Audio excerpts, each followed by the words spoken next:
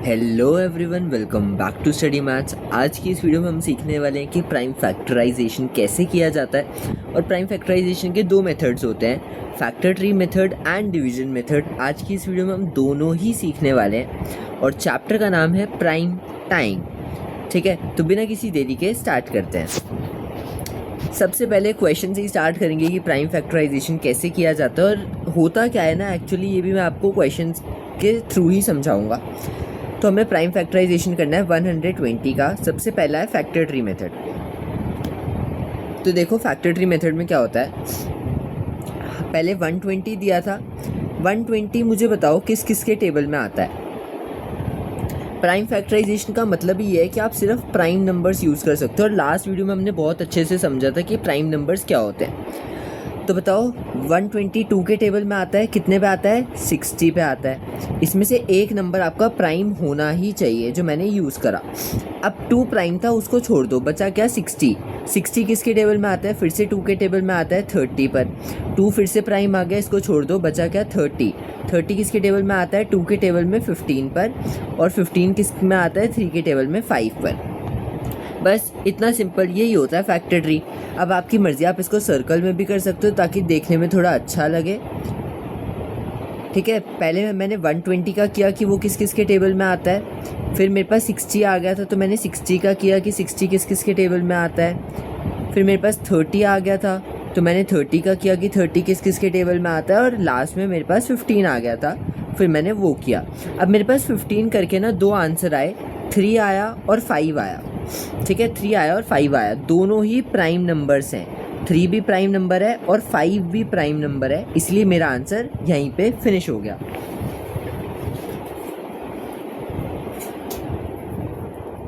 ठीक है, ये चीज़ समझ में आ गई आपको कि prime factorization factor tree method से कैसे होता है। अब इसका आंसर कैसे लिखते हैं वो समझो। आंसर लिखने के लिए मेरे पास क्वेश्चन में क्या था, 120।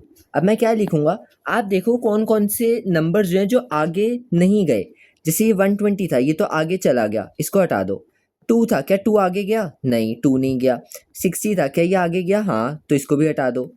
फिर ये 2 आया, क्या 2 आगे गया, नहीं ये नहीं गया। ऐसे ये भी नहीं गया, ये भी नहीं गया और ये भी नहीं गया, बस ये लिख दो।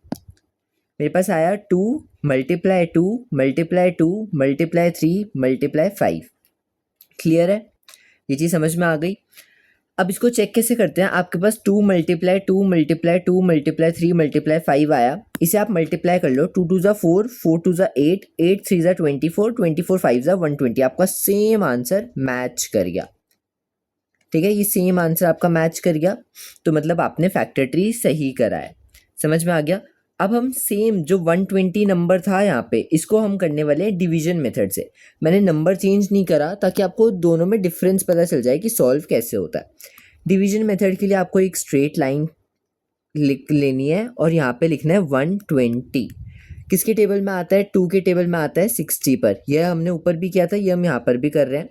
फिर देखो 2 के टेबल में आता है 30 पर, 2 के टेबल में आता है 15 पर, फिर 3 के टेबल में 5 पर, 5 के टेबल में 1 पर। ये होता है डिवीजन मेथड। मतलब पहले एक लाइन खींची, यहाँ पे आ गया 120। 120 किसके टेबल में आता है वो यहाँ लिख दिया, और कितने पर आता है वो इसके नीचे लिख दिया। फिर 60 आ गया, 60 आता है 2 के टेबल में, यहाँ लिख दिया, कितने पर आता है इसके नीचे लिख दिया। 30 आता है 2 के टेबल में, यहाँ लिख दिया, कितने पर आता है इसके नीचे लिख दिया। ऐसे ही 15 3 के टेबल में आता है, कितने पर आता है 5 पर। 5 के टेबल में आता है, कितने पर आता है 1 पर। जैसे ही 1 आ जाए आपका क्वेश्चन फिनिश है। अब इसमें आंसर कैसे लिखते हैं, 120 इज इक्वल्स टू, ये जो आपको साइड के नंबर दिख रहे हैं ना, बस ये लिखने हैं, 2 मल्टीप्लाई 2 मल्टीप्लाई 2 मल्टीप्लाई 3 मल्टीप्लाई 5। अब आप देखो ऊपर सेम आंसर है, ये जो आंसर आप देख रहे हो और ये जो आंसर आप आगे देखोगे, ये दोनों एकदम सेम है। बस फ़र्क था कि ये प्रेजेंट कैसे होता है फैक्टर ट्री में और डिवीजन मेथड में। मैंने आपको दोनों सिखा दिया। बड़ी क्लासेस में तो बेसिकली डिवीजन मेथड, यही वाला मेथड फॉलो होता है, तो इसको आप अच्छे से सीखना। वैसे दोनों ईजी हैं, आप दोनों अच्छे से सीखना। बट आपकी क्लास में क्या है, यहाँ पे ना आपको एग्जाम में डायरेक्ट क्वेश्चन में ऐसे लिखा आ सकता है कि आपको प्राइम फैक्टराइजेशन करना है फैक्टर ट्री मेथड से, या लिखा आ जाएगा आपको प्राइम फैक्टराइजेशन करना है डिवीजन मेथड से। तो आपको दोनों आने चाहिए। ठीक है, नेक्स्ट मैं आपके लिए एक और नंबर लेके आया हूँ, 1540। अब हम इसका फैक्टर ट्री करने वाले हैं। ओके, तो अब ये जल्दी जल्दी करते हैं। पहले था 1540, किसके टेबल में आता है? 2 के टेबल में आता है। कितने पे आता है? 770 पर। फिर 770 किसके टेबल में आता है? 2 के टेबल में आता है 385 पर। फिर 385 किसके टेबल में आता है? 5 के टेबल में 77, 77 आता है 7 के टेबल में 11 पर। और बस ख़त्म हो गया। अब इसका आंसर कैसे लिखेंगे? 1540 इज इक्वल्स टू, बताओ पहले खुद बताओ। ये आ जाएगा क्योंकि आगे नहीं गया, ये आ जाएगा, ये आ जाएगा, ये दोनों आ जाएंगे।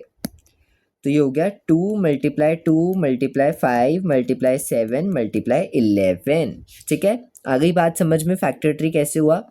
अब ये सेम क्वेश्चन को डिवीजन मेथड से करते हैं।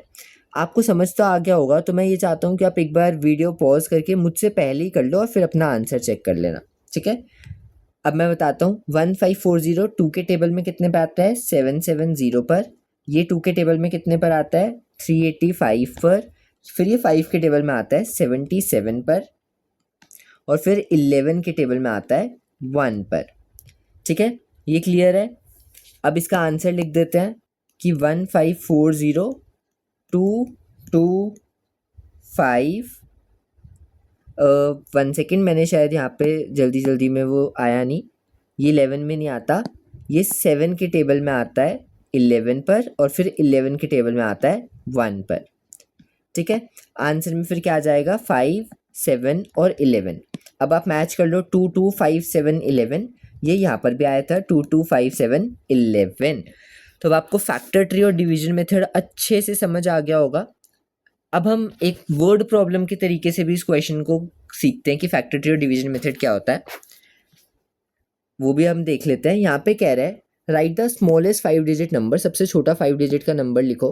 तो सबसे छोटा 5 डिजिट का नंबर, तो मैं लिख देता हूँ स्मॉलेस्ट 5 डिजिट नंबर। सबसे छोटा 5 डिजिट नंबर क्या होता है? 10000, 10,000। इसको हमें लिखना है as a product of prime factors. Product of prime factors का मतलब प्राइम फैक्टराइजेशन ही होता है। तो सबसे पहले है फैक्टर ट्री मेथड, तो हम करना शुरू करते हैं।